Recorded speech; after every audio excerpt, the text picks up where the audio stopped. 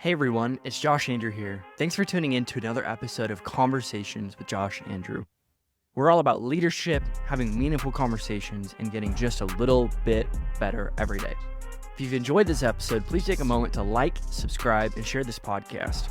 Your support helps us reach more people and continue bringing your great content. Thanks for listening, and let's keep the conversation going.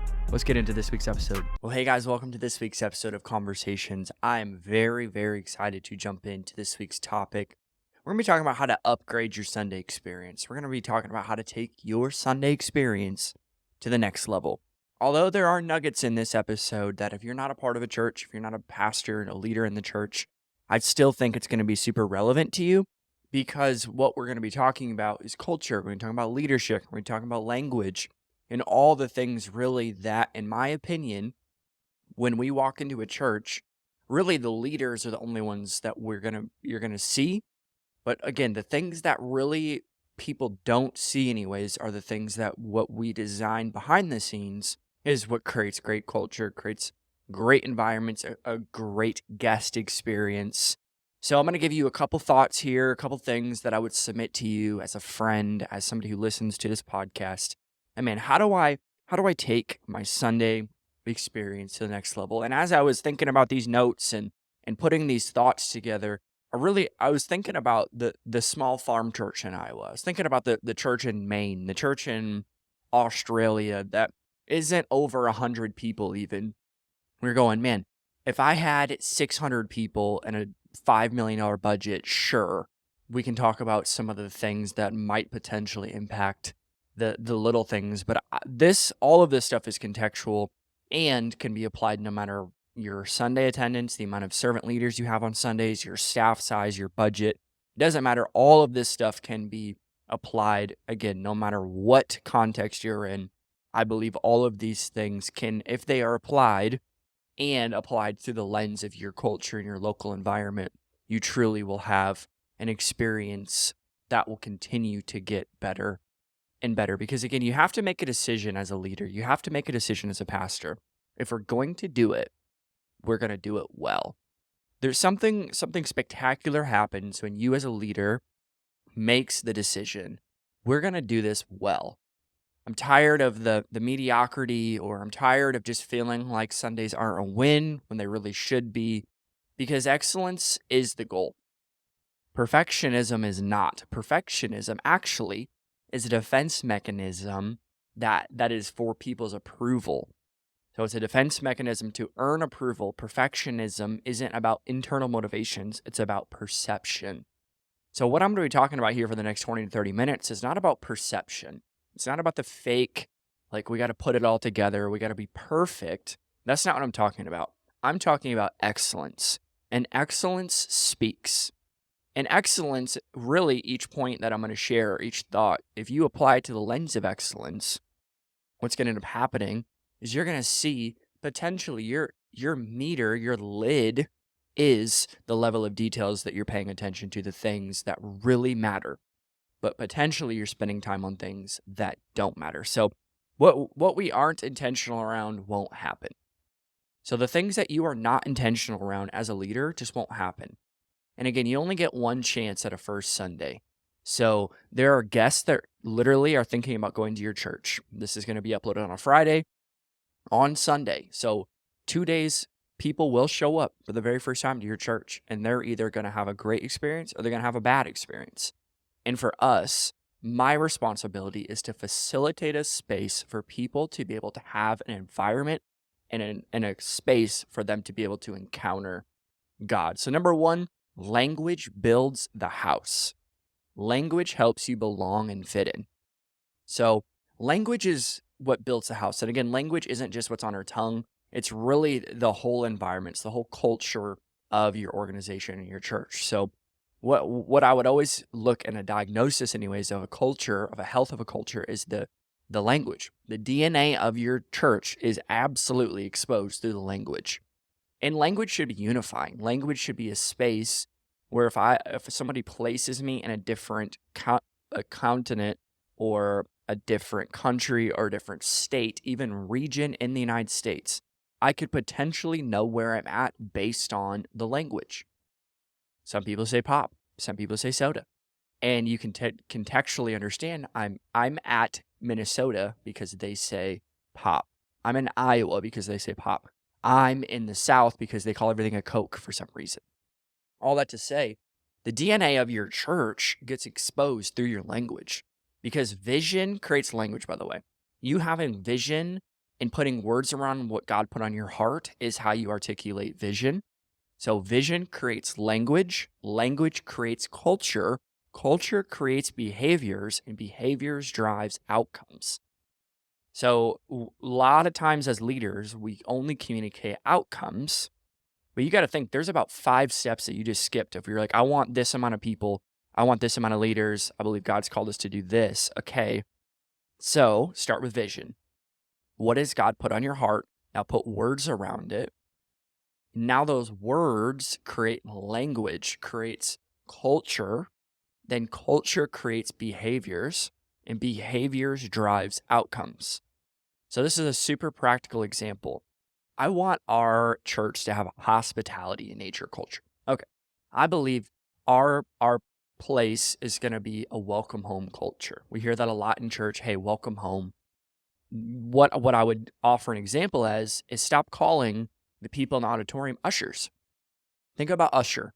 Think about the concept of ushering people. What does that feel like? That feels like kind of chaotically putting them in seats, forcing them in areas. You're ushering it in rather than hosting. We call in our auditorium, the people are not ushers, they're hosts. Because I don't want you to usher in people, I want you to host people. Because we want to have a hospitality spirit. A hospitality spirit says, I don't want you to feel chaotic. I don't want you to feel rushed or busy or unseen. But a host, if you're coming into my home, I'm not going to usher you into my home. You don't usher people in homes. You host people in homes. So that's how you can make a large church feel small. And then again, that's how you can make any size of a church change a little bit. And I understand there is sentiment to language in the church. There are cultural huge, like decades and decades of people using the same language. So there potentially might be time and commitment to help usher the language, which is host. Hey, we don't have ushers here. We have hosts.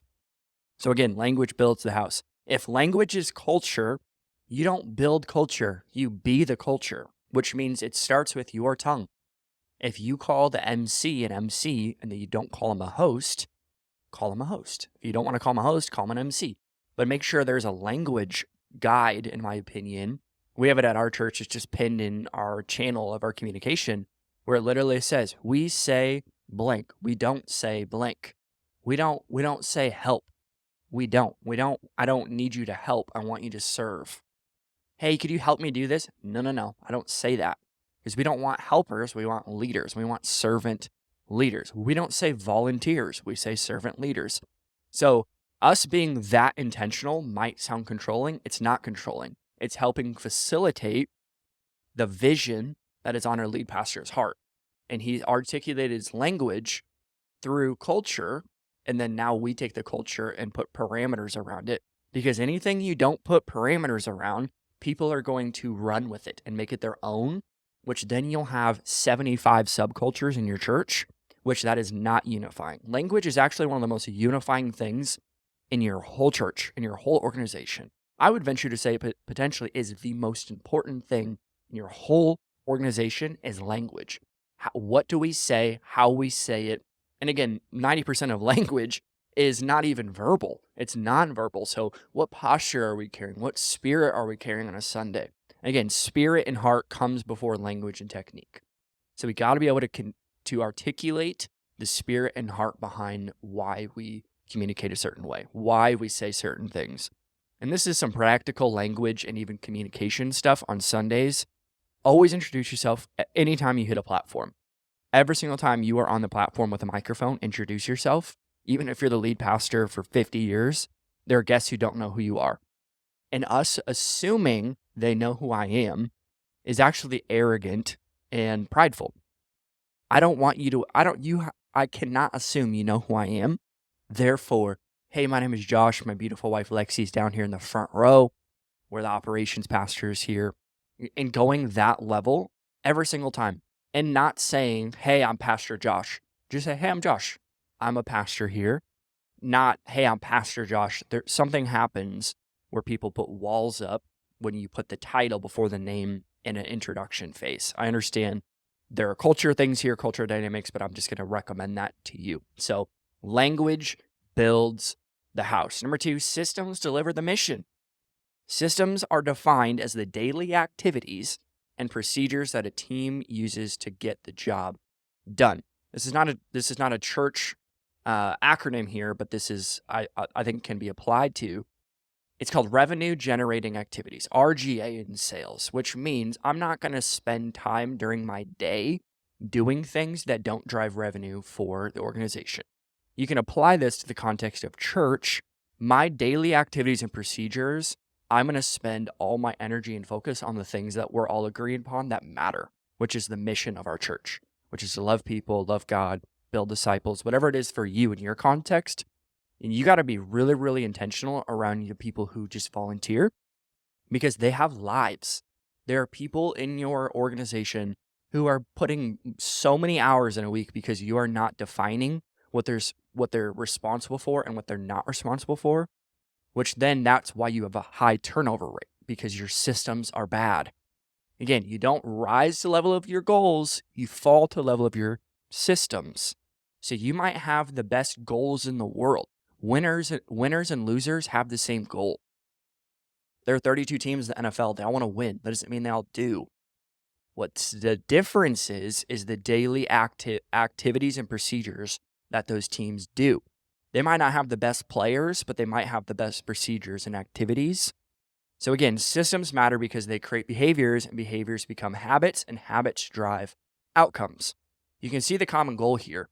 Most of the time, as leaders, we only talk about outcomes rather than the 3 or 4 steps that come even before the basic outcome. So if you don't like the results your team is producing, you don't like the worship that your team is singing, you don't like the preaching, you don't like the service flow, you insert anything, the parking flow, the kids ministry.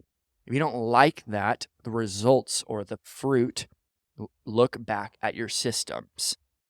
Look back at your call times. Look back at your service times. Look back at your daily reoccurring activities, your revenue generating activities for church, which again, the revenue word can be attached to just the mission. What is the mission of your church? And are we actually focused on that? Some of the greatest leaders I know are failing miserably because they don't actually have defined wins. They don't have defined outcomes. They don't have defined systems. And when I say system, I don't mean app. I think that is a part of it.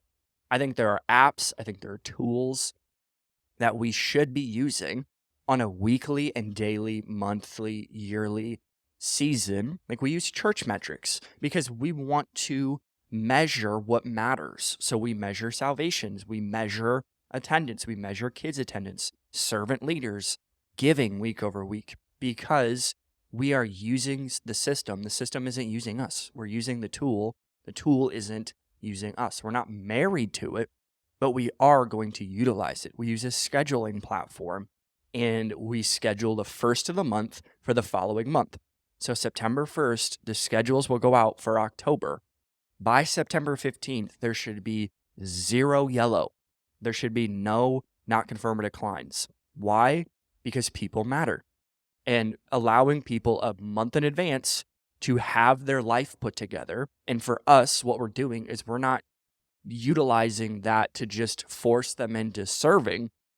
We're using that so people start to plan ahead in their lives. Because you'd be surprised how people don't think ahead and they're thinking about in 6 months you're going on vacation.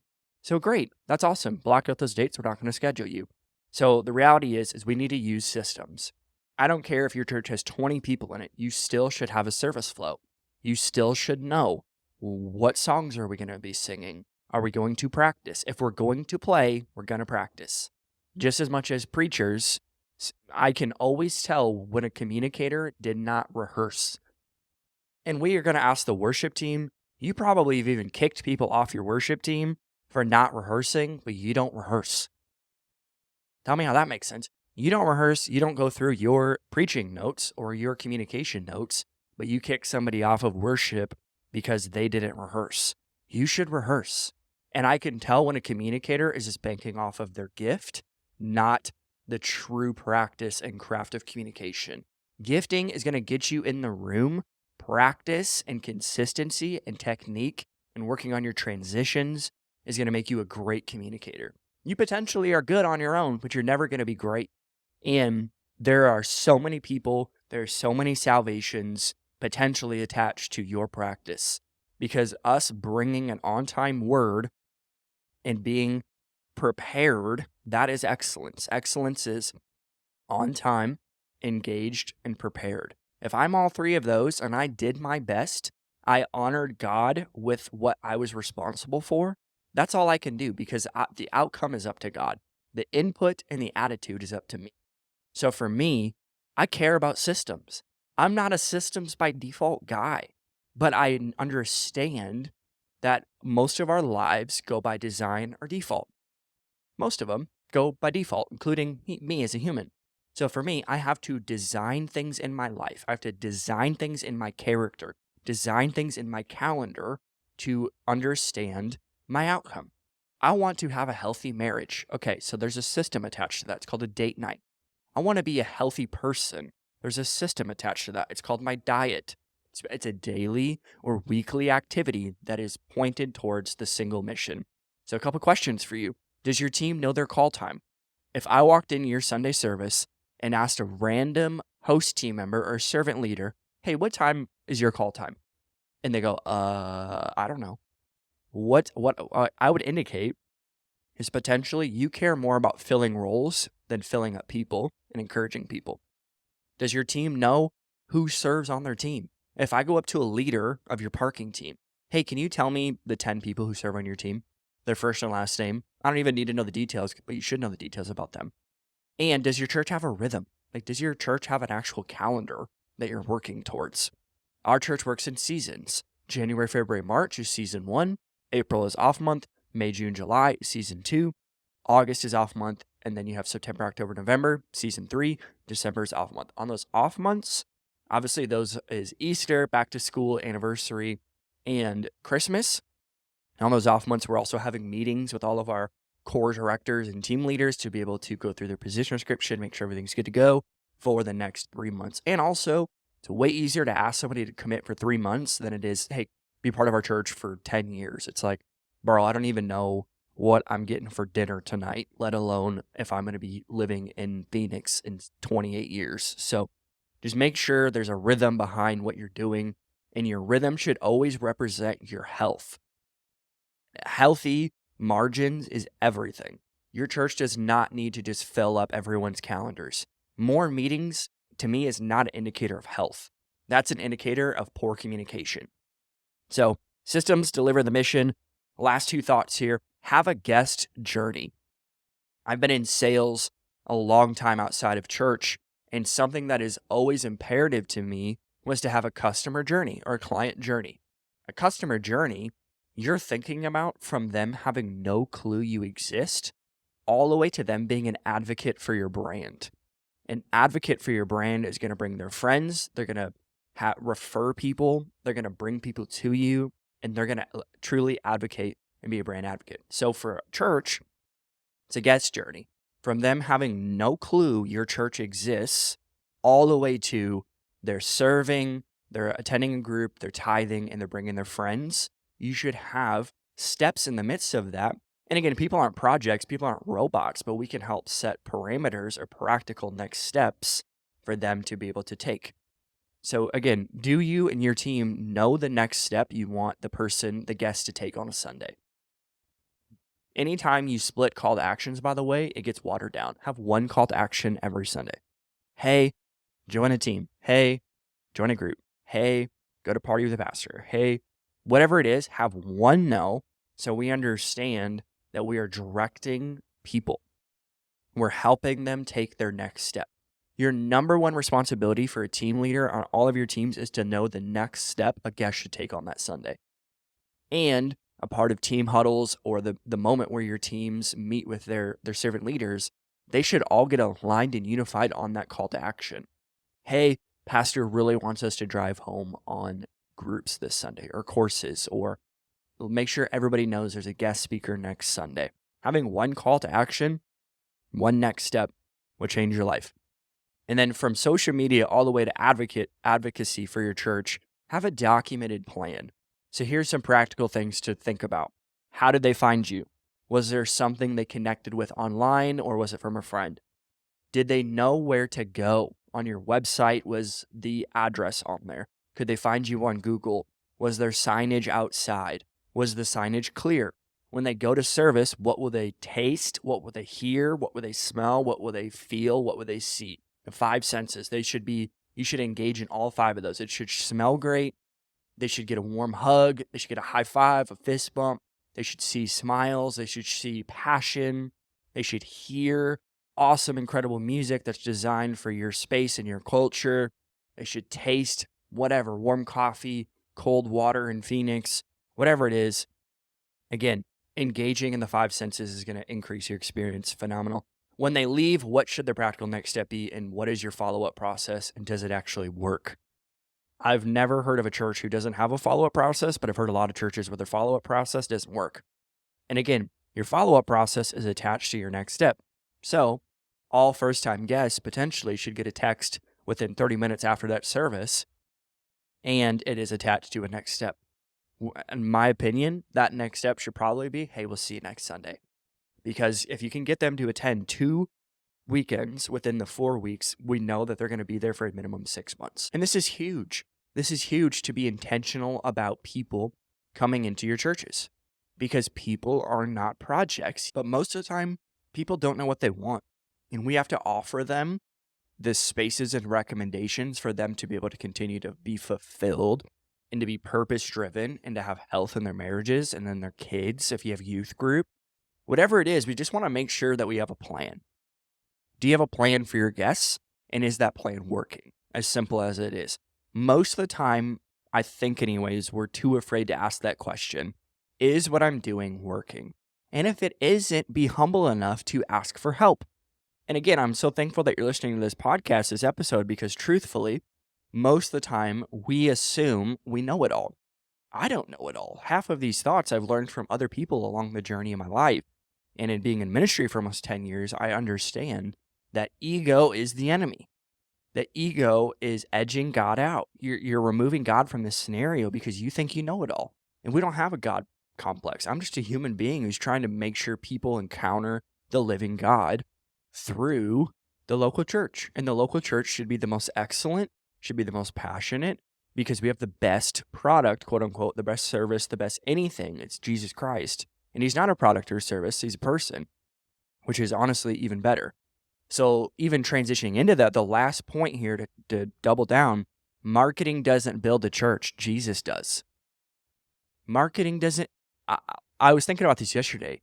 The church doesn't need more content. We don't need more sermon clips. We don't need more 45-minute messages on YouTube. Because really what that is doing, that's just cross-pollination with views and numbers or followers. Guests are not impressed by your content, I'm telling you. I don't care if you have the best content in the world, they're not impressed by you. It might get somebody to attend your service, which is awesome.